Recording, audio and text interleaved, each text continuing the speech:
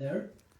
I was supposed to come to Italy in Thursday, a few days ago, but I was sick since last week, last Sunday, and I didn't get better, so I couldn't come. It's a shame. That's a pity for me. I'm not there among you. Thank you for invitation. Um,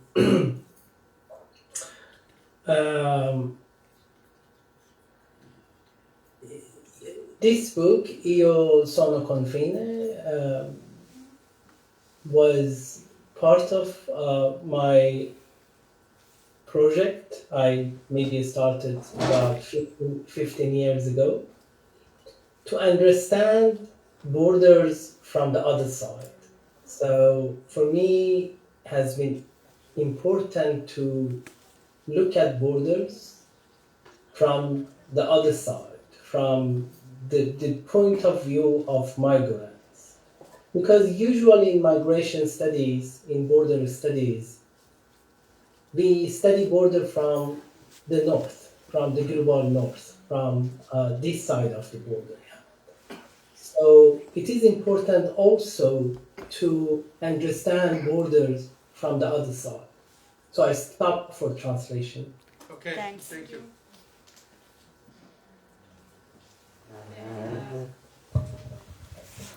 Bene, grazie mille e mi dispiace molto non essere qui con voi oggi. Avrei dovuto arrivare giovedì, ma purtroppo sto male da domenica ed è un grandissimo peccato per me non poter condividere con voi questo momento. Vi ringrazio comunque per l'invito e per l'attenzione.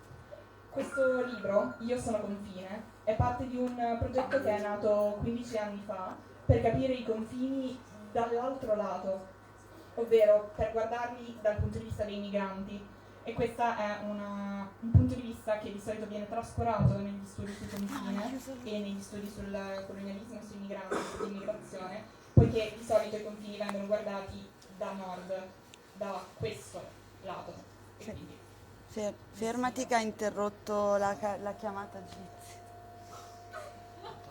Scusate, è proprio colpa mia.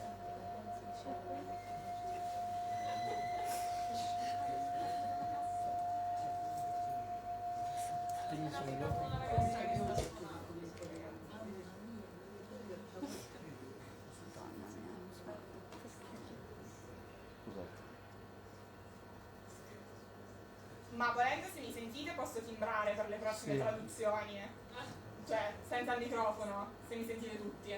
Sì. Può dire qualcosa di semplice. Sorry, I shut up the page and okay, sorry. Go ahead. Okay. Should I start? Yeah. Sorry about that. No worries. Yeah. So part of this to see border from the other side is also to produce knowledge for not only about migrants, but also produce knowledge for migrants.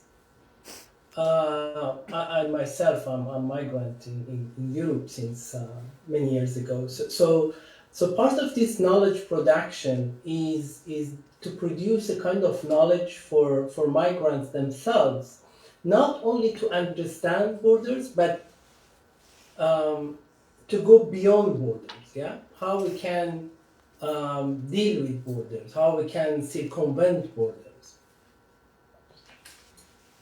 Should I stop for translation or? Yes. Parte di questo sguardo sui confini dall'altro lato è volto a produrre conoscenza sui migranti. I can't hear you. Ok. Yeah. Parte di questo sguardo sui confini dall'altro lato è la produzione di conoscenza sui migranti e sulle migrazioni, ma anche per i migranti e per le migrazioni. Io stesso sono stato un migrante e questo lavoro è volto non solo a capire i confini, ma anche ad affrontarli e a comprendere anche come aggirarli in un certo senso. Because borders are not only, for dividing geographies or for separation of bodies, but also it is for maintaining divisions, and knowledge production is part of this division. This is why the title of this talk is, referring to colonialism, because it's very much about colonial project, which is going on still.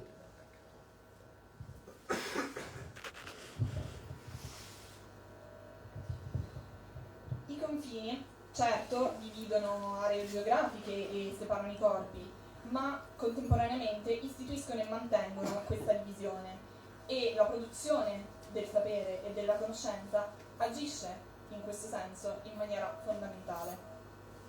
When I say colonial situation or colonial condition, I refer to ongoing project. So it's not about history. We know that colonialism maybe ended 50 years ago some places, but still colonial relations is going on. And one form of colonial relation which is going on still is manifested in forms of migration control, in forms of border regimes we see today.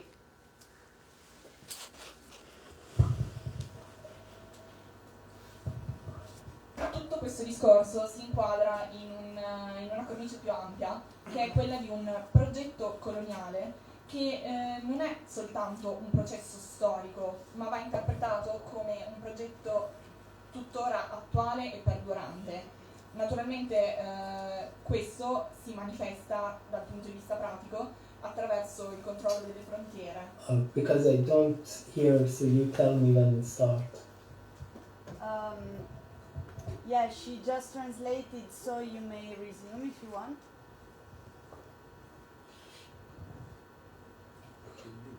Can you hear us? Can you hear us? Should I talk now? Yes. Yeah. Yes. Non ci senta, non so perché.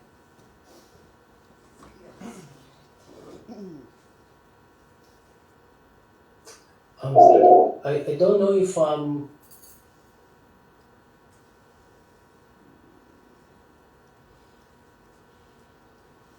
Can you hear us? Prova. Shahram? Ma è la nostra connessione, proviamo, non lo so. Abbiamo fatto, sì.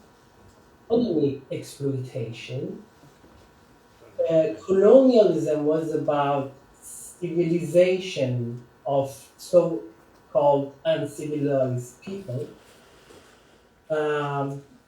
So we see still these processes or projects also in bordering practices.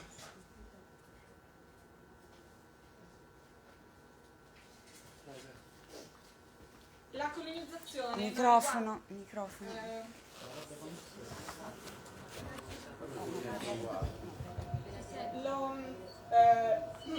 La colonizzazione non riguarda soltanto una pratica di sfruttamento, ma implica anche una dinamica che vede una presunta volontà di civilizzare il cosiddetto non civilizzato, e questo si esplica attraverso dei processi di colonizzazione e delle pratiche che di fatto coincidono con quelli delle pratiche di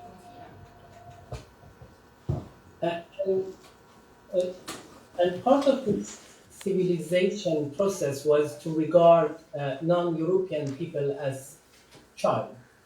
So they were like a child to be, educated.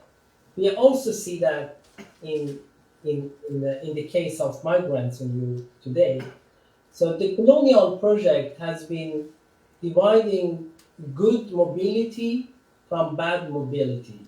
Good mobility was mobility of Europeans, mobility of capital, mobility of commodities, and bad mobility was mobility of non-Europeans. yeah, who wants to come here. Questo processo di civilizzazione implica una dicotomia che tende a equiparare i cittadini non europei a dei bambini da educare, e questo è un processo che poi, se vogliamo, si riscontra anche per quanto riguarda i migranti quando arrivano in Europa. Queste pratiche di colonizzazione vedono fondamentalmente una dicotomia tra una mobilità buona e una mobilità cattiva. Questa mobilità buona è quella che riguarda i cittadini europei, che quindi viaggiano all'interno degli stati e si spostano, ed è il viaggio di piacere, tra virgolette. E una mobilità non buona, cattiva, che invece riguarda tutti quei cittadini che sono estranei all'Unione Europea. So we see a lot of paradoxes in this field, which is part of the colonial logic. Yeah. For example, we know that borders are constructed to secure to create security. This is what states tell us. Yeah. But the question is the security, yeah? Security for whom? Whose security we are talking about? And we see also this ongoing war in Palestine today. The war is legitimized by Israel and also by United States in terms of securitization, yeah? So the question is, whose security are we talking about? In questo campo emergono dunque moltissimi paradossi che sono parte integrante della logica coloniale. Tra questi, uno dei più significativi è certo l'equiparazione dei confini con il concetto di sicurezza. Lo Stato ci dice che il confine viene messo in luogo, viene creato per la sicurezza. Ora, la vera domanda è, ma per la sicurezza di chi? Questo è un paradosso che si esplica chiaramente nella guerra in Palestina a cui assistiamo oggi, una guerra che viene legittimata da Israele quanto dagli Stati Uniti in termini di sicurezza.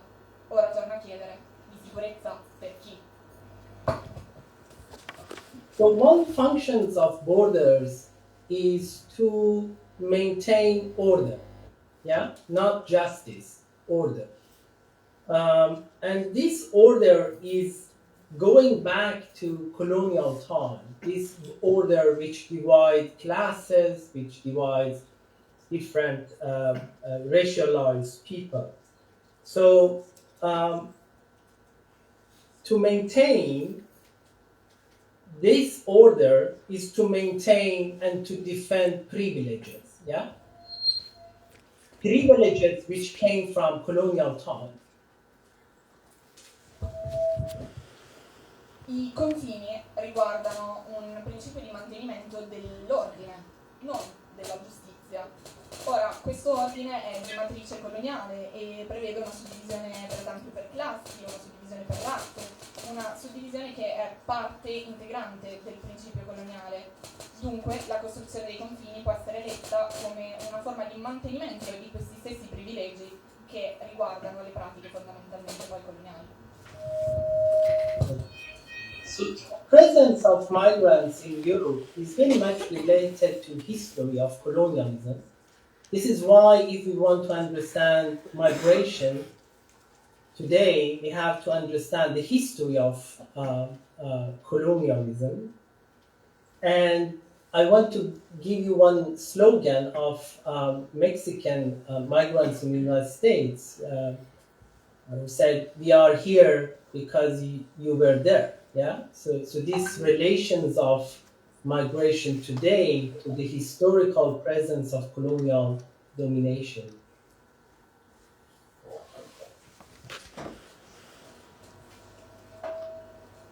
Tutto ciò, diciamo, si ricollega anche alle migrazioni a cui assistiamo oggi in Europa, che sono strettamente legate alla storia del colonialismo. Infatti, per comprendere le migrazioni oggi è necessario comprendere anche la storia del colonialismo e quindi tornare alle radici di questo discorso. Vi propongo uno slogan dei messicani emigrati negli Stati Uniti che esemplifica bene questa relazione.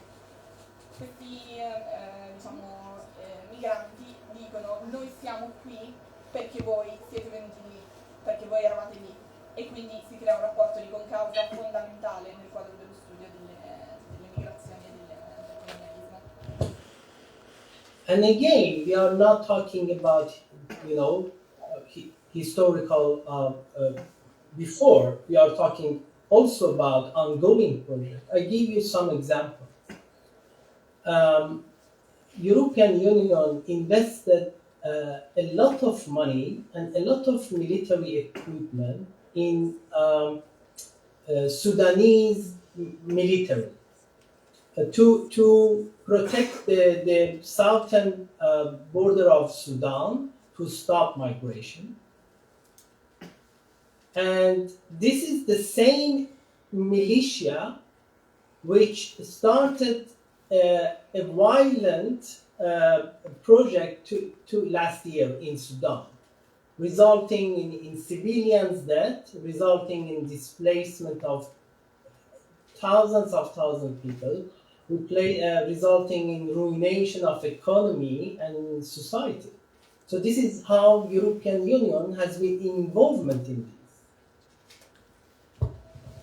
Ora, questo progetto di cui stiamo parlando non è soltanto storicamente attestato, ma è attualmente corrente e vigente. Vi faccio un esempio tratto dall'Unione Europea.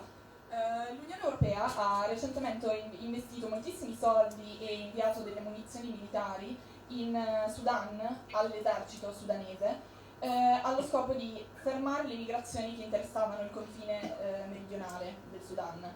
Ora, si tratta, in questo caso, i recipienti di questi soldi sono la stessa milizia che ha sviluppato in questi stessi anni un progetto che è risultato nella morte di molti civili, nella rovina economica e sociale del paese, nonché nello spostamento forzato di molti civili. Deportazione. Let me give you another example, a recent one. When Romania was included in the European Union, so many rich people, mainly from Austria, bought a large amount of land in Romania, resulting in many poor farmers became landless. They couldn't compete, yeah? So they became migrants. They came to other rich European countries to work as migrants. So we see how European Union is producing, migration, which in later it's illegalized or criminalized.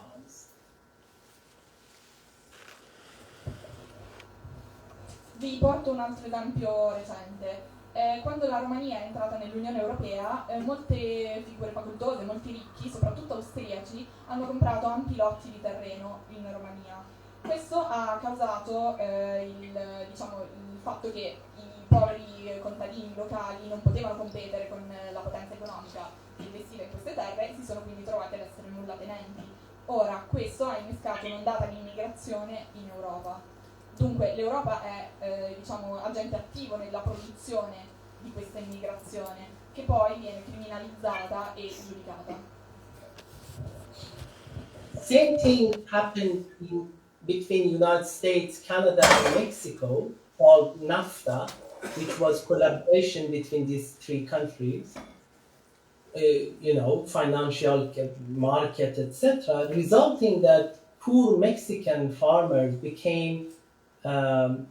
went into bankruptcy, couldn't compete with American farmers or Canadian farmers. So they left their farms and became illegalized, undocumented migrants, workers in the United States. So we see how this global finance or so-called globalization produce undocumented migrants. Un altro esempio possiamo averlo nel quadro delle relazioni tra Stati Uniti, Canada e Messico, nel quadro del NAFTA, che praticamente è un mercato finanziario che coinvolge sempre l'ambito contadino. In questo contesto i contadini messicani si trovano chiaramente in svantaggio rispetto ai contadini statunitensi piuttosto che canadesi e si trovano molto spesso a finire in bancarotta. Questo porta a delle ondate di immigrazione di figure che a questo punto si spostano dal loro paese per entrare illegalmente negli Stati Uniti e che si ritrovano anche senza documenti in questo nuovo contesto. In questo senso la finanza globale e tendenzialmente il processo che viene generalmente considerato di globalizzazione è un agente attivo nella produzione di un processo di immigrazione priva di documenti. A report from Brown University from 2 years ago showed that war and terror started 2001 has resulted in displacement of 30 million people. Yeah. So I give you these examples to say and to emphasize that to understand, in order to understand migration, we have to understand these aspects too. We have to understand, the weapon industry's interest in war. We have to understand in a capitalist, interest in making more money. So all these are related to each other. We should not, just focus on the one aspect of migration. We have to bring all these aspects to see the larger picture. I'm sorry, I didn't catch the. You said the Brown University issued a report about which war? War on Terror, War War on Terror War on 2001. Starting 2001 is still going on. Sì. Ok, no, non avevo colto il. Ok. Allora, un report commissionato dalla Brown University 2 anni fa. Vai. Guerra al terrorismo ha dimostrato che a partire da questo investimento economico che è stato fatto ha portato allo spostamento, al decollocamento di 30.000 persone. 30 milioni. 30 milioni, sì. E questo giustamente è uno dei tanti esempi che si possono portare per capire come le migrazioni fondamentalmente siano condizionate da diversi interessi dei diversi partiti. Pensiamo alle industrie delle armi che hanno degli interessi nella vendita delle armi, pensiamo alla logica capitalista in generale. Dunque le migrazioni non possono e non devono essere osservate in una logica singola, ma vanno guardate in una più ampia cornice che tenga conto di tutte queste concause e di tutta questa molteplicità di aspetti.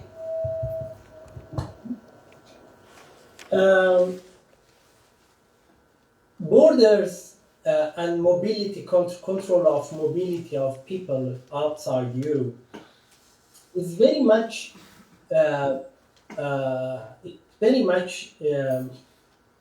related to wage gaps. Yeah. So, and this wage gap is related to the value of passport. If you have a Norwegian passport, you can travel to 119 countries without visa.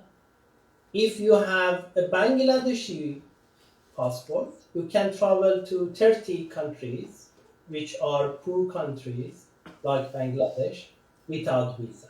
So this difference between 119 countries without visa and 30 countries without visa, this is related to the wage gap between Norwegian worker and Bangladeshi worker. Norwegian worker receive almost 20 times, not 20%, 20 times more in average, yeah? In average, 20 times more than a Bangladeshi worker. Questo discorso sui confini e sulle possibilità di mobilità anche esterne all'Unione Europea è da considerare in relazione alle differenze salariali, fondamentalmente, che hanno una diretta ripercussione sul valore dei passaporti. Porto un esempio. Il passaporto norvegese consente di viaggiare senza l'emissione del visto in 190 paesi. Il passaporto del Bangladesh invece consente di viaggiare in 30 paesi senza l'emissione del visto e si tratta in tutti questi 30 casi di paesi poveri che hanno una possibilità salariale comparabile a quella del Bangladesh. Dunque la possibilità di mobilità, appunto, di spostamento è da mettere in relazione alle differenze salariali tra i lavoratori dei paesi che sono coinvolti.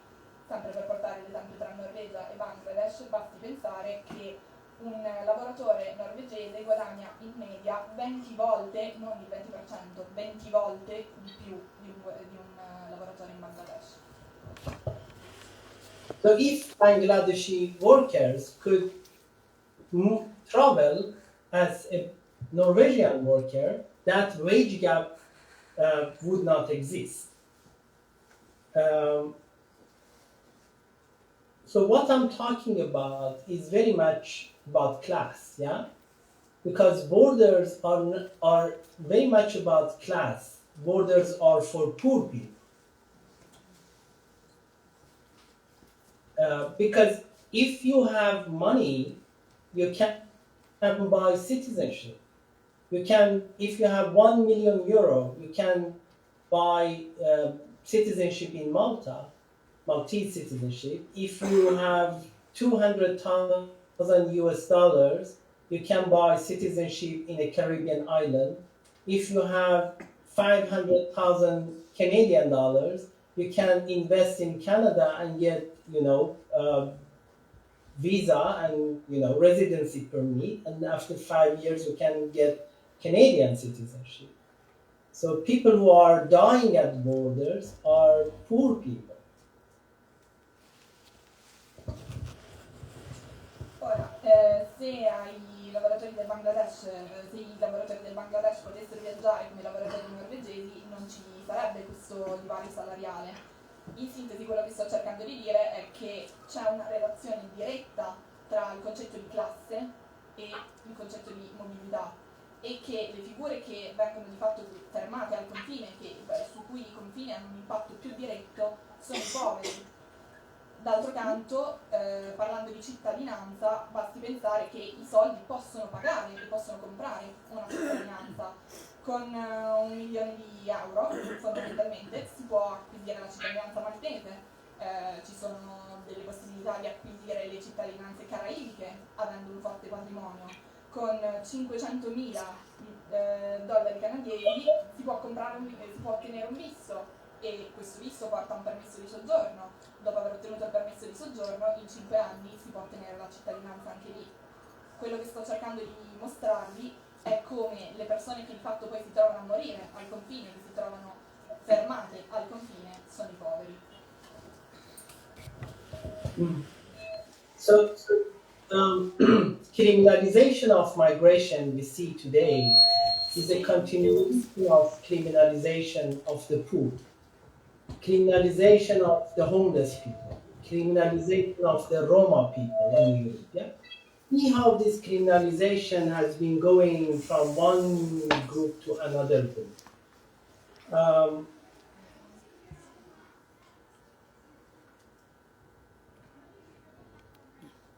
Maybe I wait so I can continue another.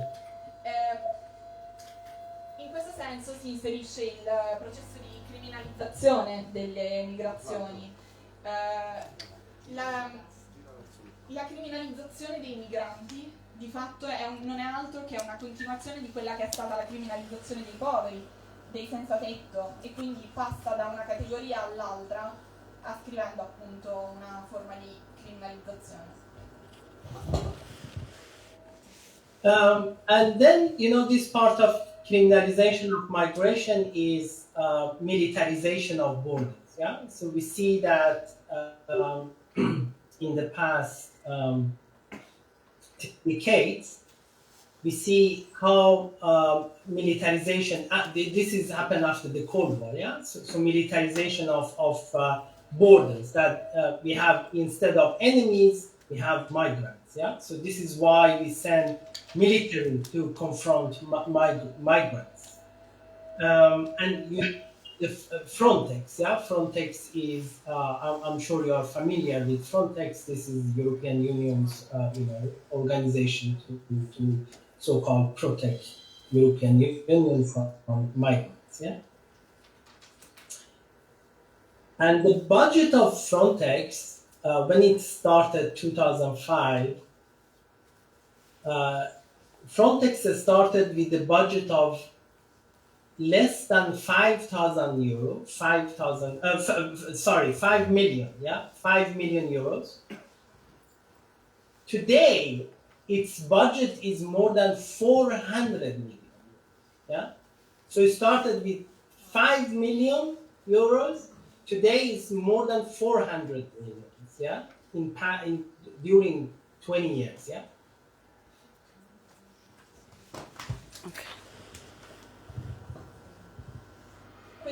Questo principio di criminalizzazione si collega ad un altro principio fondamentale nello studio dei confini, che è quello della militarizzazione, che soprattutto negli ultimi decenni, a partire dalla guerra fredda, ha visto lo stanziamento dell'esercito, l'applicazione dell'esercito al confine per combattere non più dei nemici esterni, ma i migranti, e quindi di fatto creando un'equiparazione tra il nemico e il migrante.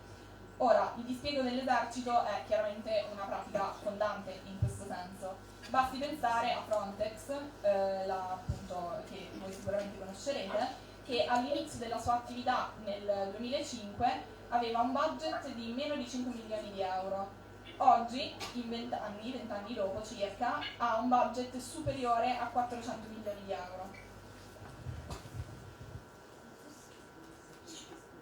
And during this period, we see this increase of budget from 5 million to more than 400.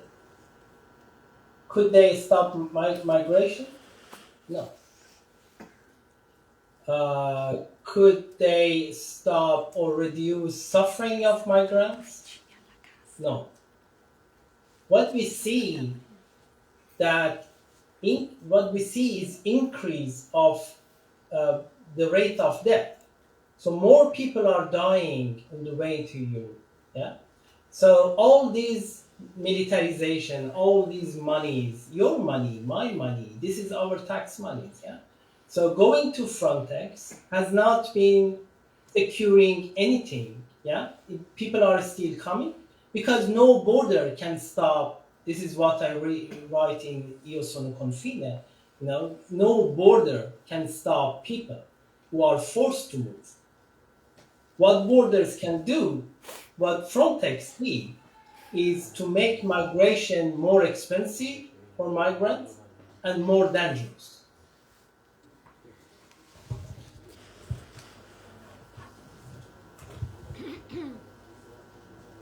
Appunto, abbiamo assistito a questo incremento di budget, ma in tutto questo tempo, in questi 20 anni, con tutto questo aumento di fondi, sono riusciti a fermare i migranti? Sono riusciti a fermare la sofferenza dei migranti? Tutto quello che vediamo come esito è un aumento dei morti durante i tentativi di immigrazione.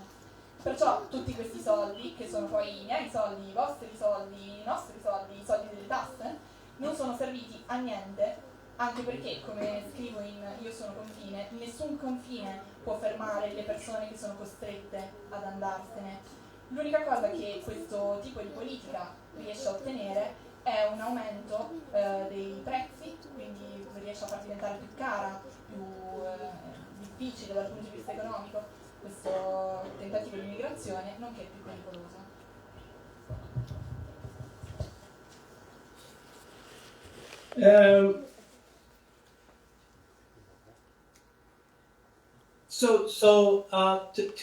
To find a solution for the problem is again to include all aspects of the problem, not only focusing on migrants who are crossing the Mediterranean Sea and how to stop them or how to send them to Rwanda or how to keep them in Libya, but to stop weapon industry, to stop invasion of other countries like United States invading Iraq, invading and now they are doing the Palestine.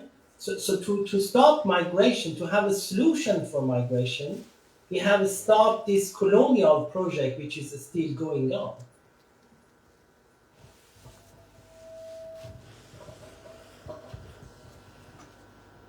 E dunque la soluzione alla risoluzione per trovare una soluzione a questo problema occorre tenere in conto e considerare tutti gli aspetti della migrazione, non soltanto i migranti nel Mediterraneo. Non ci si può concentrare soltanto su un aspetto che può essere come riuscire a deportarli in Ruanda piuttosto che a lasciarli confinati in Libia per evitare che arrivino, ma bisogna agire alla base, diciamo all'origine della causa, e questo implica agire su tutto ciò che è l'industria delle armi e l'interesse che questa industria delle armi ha, e le pratiche di colonizzazione odierne che diciamo si stanno sviluppando e che stanno tuttora perdurando davanti ai nostri occhi. Basti pensare all'invasione statunitense dell'Iraq piuttosto che la situazione in Palestina a cui assistiamo oggi.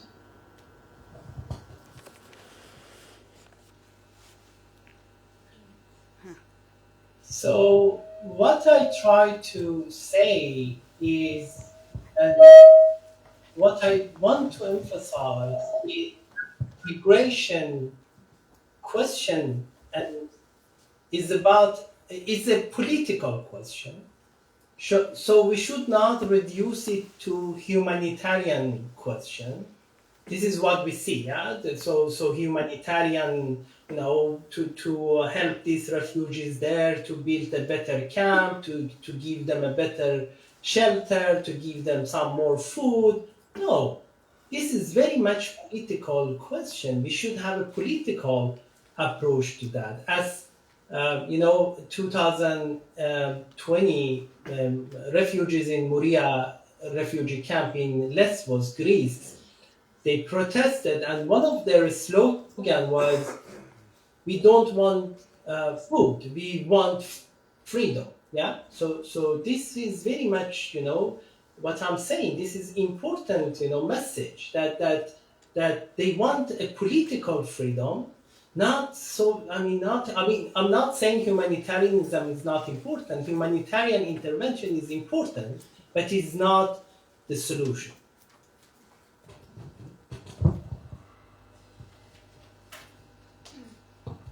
Ciò che sto cercando di dire è che la migrazione è una questione prima di tutto politica e non va ridotta a una questione umanitaria come sempre più spesso avviene. Perciò sentiamo parlare di interventi umanitari volti a portare più cibo nei campi profughi, a migliorare le condizioni nei campi profughi, a costruire dei campi profughi migliori. No, non è questo il punto. Porto l'esempio nel 2020 a Lesbo dei rifugiati che si sono ribellati con lo slogan "non vogliamo cibo, vogliamo libertà". Ciò non è per dire che, che la questione umanitaria non sia importante. Certo, la questione umanitaria è importante, ma non è la soluzione. La soluzione è e deve essere politica. And this is why a struggle for migrants, a struggle for refugees, is very much about struggle for other groups. Yeah. So this is how they are linked. Yeah. The interest for homeless people, the interest on the struggle for the poor, the struggle for other marginalized people is linked to the struggle for migrants. This is very much same struggle. We should not divide that. This is what colonial, power. This is what states do. We want to separate us and say this is the question for migrants. That's a question for Italian poor or Italian workers. No, this is same struggle. Yeah. So we should link this class struggles together, linked to race, the question of race, to build, one and same and powerful struggle for everyone.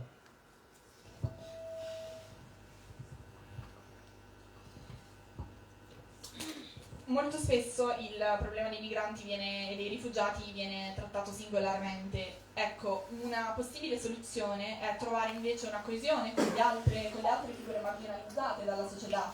Penso ai senza tetto, penso ai poveri, perché di base la questione dei rifugiati e dei migranti è la stessa. Invece la logica vigente mira a separare, a creare una divisione tra questi segmenti, e questo è quello che succede e questo è quello che va combattuto, perché stiamo combattendo lo stesso tipo di battaglia.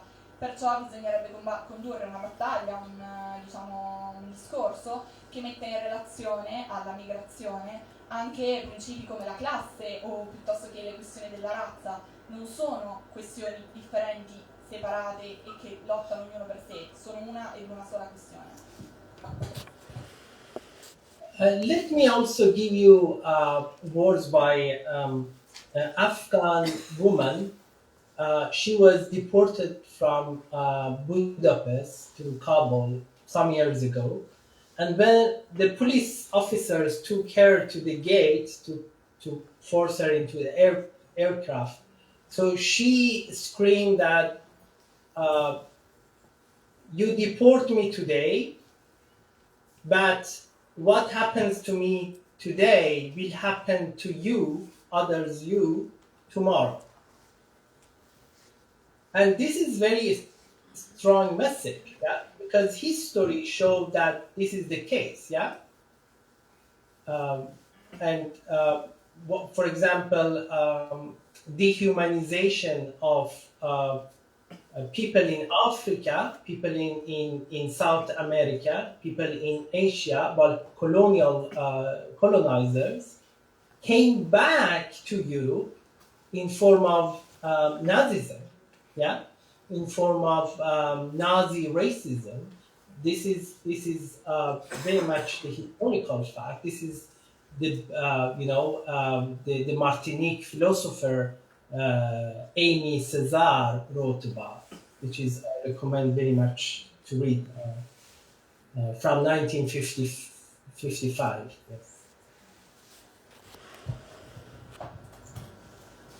Vi porto l'esempio delle parole di una donna deportata, una donna afghana che viene deportata da Budapest a Kabul. Mentre la polizia la spinge a forza sull'aereo e lei grida alla polizia e a tutti i presenti: oggi voi deportate me, oggi voi deportate me, ma quello che sta succedendo a me in questo giorno succederà a voi domani. Ora, la storia tende a dirci che questa è una tendenza coerente, questo è effettivamente il caso. Basti pensare a come i principi di deumanizzazione delle persone in Africa, in Asia, nel Sud America da parte delle potenze coloniali hanno in qualche modo portato sul suolo europeo alla costruzione poi della retorica nazista. Dunque c'è una concausa e una relazione che è da mettere in relazione alle parole di un filosofo. So let me say the last things I want to say is that what I want to emphasize, and going back all the time, is we should not isolate the question to migrants. This is a question for everyone. So to defend the right of people who we call migrants or refugees or poor or homeless people is to defend everyone. So we should think that if we fight against borders, is a fight to secure a future for everyone, including our next generation, our children.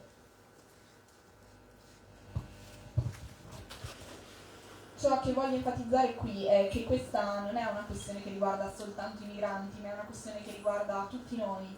Infatti la lotta per difendere i diritti delle figure marginalizzate, che siano i migranti, i poveri, senza casa, è una lotta per difendere i diritti di tutti. Quindi la lotta contro il confine, contro le pratiche di confine, di fatto è una lotta per garantire un futuro per tutti quanti, incluse le nuove generazioni, i nostri figli.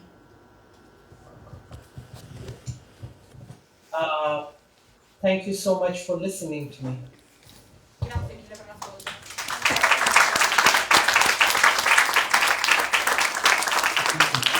Shahram, thank you. I'm sorry you can't see all the people are here because you see just part of the folks here, and but there are a lot of people and everyone are proceeding. I don't know if you have some minutes for some question or not. Of course, yes. Okay. Sure.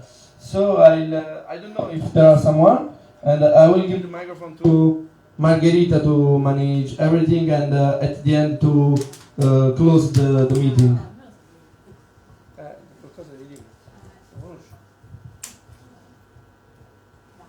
So you cannot see maybe now, but yeah, people are trying to wrap up their minds around some questions and considerations. So yeah. Il problema è la vicinanza alla cassa, abbiamo capito, quindi secondo me o capiamo dove. Vicinanza alla cassa? No, fai ragione. Parli in italiano? Well, thank you very much. Shahram, pensavo a tutte quelle pratiche di confine che sono geografiche, ma non sono solo geografiche, che Shahram ci racconta nel suo libro e ci racconta in prima persona. Oggi la procedura di frontiera, secondo la nuova legge dell'immigrazione qui in Italia, vuole innanzitutto la privazione di libertà di un migrante che chiede asilo, l'internamento o il trattenimento per 14 giorni e poi l'espulsione nel 90% dei casi. Queste sono le procedure di frontiera, ma il confine è dentro la città anche. Nel senso che la Questura di Roma, via Teofilo Patini, l'ufficio immigrazione dentro Roma, produce almeno 30 rifiuti di permessi di soggiorno al giorno. Quindi la pratica di espulsione è continua e diventa sempre più ordinario quando tu dici non vogliamo cibo ma vogliamo libertà, che la richiesta d'asilo si faccia in una procedura ordinaria di privazione di libertà. E questo diventa normale. Aspetta che lui poi comunque deve tradurre perché sennò non. Puoi venire qua? Che faccio la domanda o cioè finisco? Sì. Ok. Cioè, la domanda è a Shahram in Svezia oggi, ma è anche a noi qua, cioè quali pratiche di oltreconfine possiamo agire, anche a partire da questa città, non solo al confine. Quali pratiche in cui noi riusciamo ad andare oltre i confini dei nostri spazi quotidiani che non vedono e presidiare la Questura di Roma e presidiare i luoghi di produzione dell'irregolarità, della minaccia, della privazione di libertà, della privazione di identità e di movimento.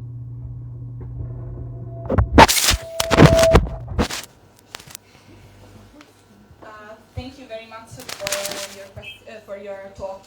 It was very interesting, and she was saying that I enjoyed your book, and in that you talk about geographical practices that you also lived firsthand on your own skin. And here in Italy we have a new law that actually entails the deprivation of freedom for migrants. They are imprisoned for 14 days, they are held for 14 days, and then in 90% of the cases they are expelled from the country. And so this is an external frontier, but there is also an internal frontier inside of the city, an internal border, we might say, where the immigration offices actually produce 30 expulsions per day. Now, these bordering practices, these frontier practices, are becoming the norm, and they are everywhere. So I ask, what can we do to go beyond that? What practices can we actually put in place in order to go beyond these logics?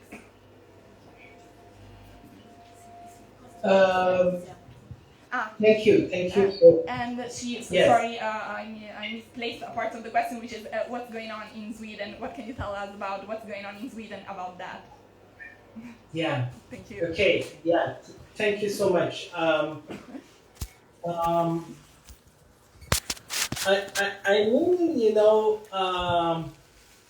first, let me start with the last question. I mean, if you want to find inspiration or a struggle, you find it in in Greece or in Italy. What people are doing in Italy, I mean, what I have seen, in different parts of Italy, especially in southern part, I mean, of course, in southern part of Italy, not north, it's amazing. I have not seen like that in any other countries in Europe. Yeah, so it's amazing work done by different, NGOs, by different groups, not only by Italians, but also by migrants themselves together, and they achieve a lot. So I think, instead of asking what is happening in Sweden, we should ask what is happening in Italy, and we should learn. And this was something I was thinking about many times. How to learn from Italy and try to import from Italy all these practices and ideas, which is I'm honest, to say that it's amazing work. Um, yeah, this internal bordering practices is normalized. It's coming also normalized recently in Sweden. So we have new law in Sweden that anybody can be stopped and ask for paper. And of course, this is not anybody. That body is a non-white body. So race is important here. Yeah. And I think it's very important to going back to what I tried to say.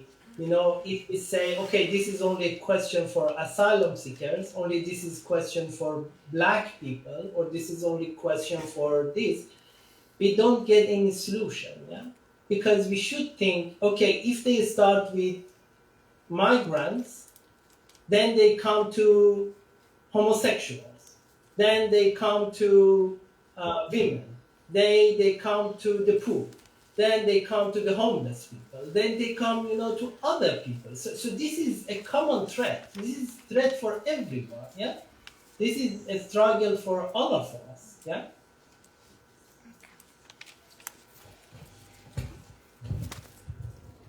Ti ringrazio per la domanda. Effettivamente ho riflettuto in questo periodo che dei punti di ispirazione per quanto riguarda la gestione della situazione della migrazione si possono trovare oggi, se quella è la domanda, cioè a che cosa ci possiamo rivolgere. Allora la risposta può essere alla Grecia o all'Italia. Ciò che ho visto in Italia, soprattutto al sud, nelle regioni meridionali, è un esempio grandioso che non trovo confronti altrove. Si tratta di un grandissimo lavoro che vede diversi gruppi collaborare insieme a uno scopo comune. Questi gruppi coinvolgono sia personale italiano sia dei migranti stessi, e questa è una grandissima operazione che andrebbe in qualche modo anche considerata all'estero, che potrebbe essere esportata. Dunque la domanda forse non è che cosa sta avvenendo in Svezia oggi, ma che cosa possiamo trarre dall'osservazione di quello che sta avvenendo in Italia oggi. L'importazione di pratiche e idee è fondamentale nel quadro di un cambiamento in questo senso. Abbiamo parlato di una sorta di confine interno, della costruzione di un confine interno. Ebbene, anche in Svezia c'è una nuova legge che prevede che tutti possano essere fermati e che a chiunque possano essere chiesti documenti in qualunque momento. Naturalmente questo tutti non è proprio un tutti reale, perché questo tutti riguarda le persone che non sono bianche e quindi tendenzialmente si ritorna ad una questione di razza. È quindi molto importante tornare a quello che si diceva prima, per cui questo non è un problema di categorie specifiche, non sono soltanto i neri o i richiedenti asilo ad avere questi problemi, no. Per trovare una soluzione è fondamentale lavorare collettivamente, anche perché oggi si inizia con i migranti, domani si potrebbe arrivare agli omosessuali, poi alle donne e poi chissà. Quindi la soluzione è e esiste soltanto in chiave collettiva. So, just one question. So, the most important question of the history, otherwise we go to close. No. Shahram, I think there is a person who wants to say you hello, and then we go to close with Margherita 2 words. Thank you. من میخواستم سلام کنم. من اسمم فرزانه است. اینجا کار میکنم توی ایتالیا به عنوان رابط فرهنگی. و از اینکه شما اینجا یعنی صحبت کردیم برامون خیلی خوشحالم و ازتون تشکر میکنم. خیلی ممنون، لطف دارید شما. مرسی. امیدوارم ببینمتون از nزدیک. مرسی. قربان شما. Now I think someone has to translate it. No, mi sono presentato e ho detto che qui io lavoro come mediatore interculturale e sono felice che lui c'è. Spero di vederlo da vicino.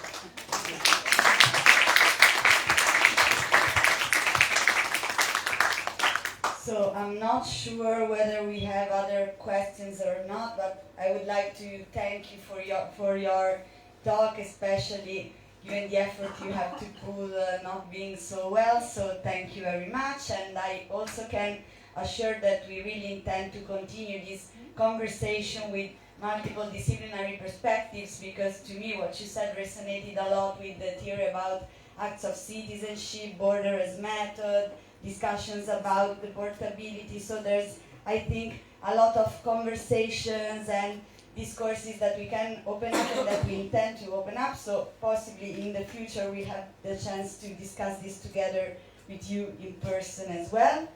So I will be delighted. I will be delighted to do that. So thanks a lot, really. It was very nice, and I hope to see you soon and in person. Thanks, Shahram. Thank you very much. Thank you. Thank you. Thank you very much, Shahram. Thank you. Thank you. Bye bye. Bye. Allora, come dicevamo, basta questa cosa.